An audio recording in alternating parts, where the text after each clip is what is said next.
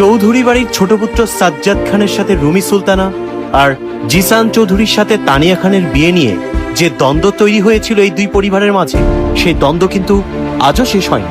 ওরা ভুলে গেছে আমি একটা কাল নাগিনী। আমাকে যে আঘাত করবে একদিন না একদিন আমি ছবল মারবই। যে রিনা খান সবার সামনে মাথা নত করেছিল।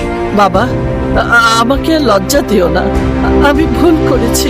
সে কি সত্যি ভেঙে পড়েছিল, নাকি সেদিন থেকেই শুরু হয়েছিল তার নতুন খেলা? প্রতিটা অপমান, প্রতিটা আঘাত, প্রতিটা চোখের জল আজও ভুলতে পারেনি রিনা খান। আর সেই হিসাব এবার সুদে আসলে ফিরিয়ে দিতে চায় সে। এবার আমি এমন চাল দেব জিসান বুঝতেই পারবেন তার সবচেয়ে কাছের মানুষটাই তার সবচেয়ে বড় প্রতিপক্ষ হয়ে গেছে। কিন্তু ওই একই যুদ্ধে নামছে আরেকজন শহরের প্রভাবশালী ব্যবসায়ী ইমতিয়াজ মির্জা, যে বহুদিন ধরেই অপেক্ষা করছিল জিসান চৌধুরীকে মাটিতে নামানো। এবার দুই শত্রু একই লক্ষ্য, একজন প্রতিশোধের জন্য আরেকজন ক্ষমতার জন্য। চারদিকে ষড়যন্ত্র, বিশ্বাসঘাতকতা আর একের পর এক এমন আঘাত যার জন্য প্রস্তুত নয় জিসান চৌধুরী।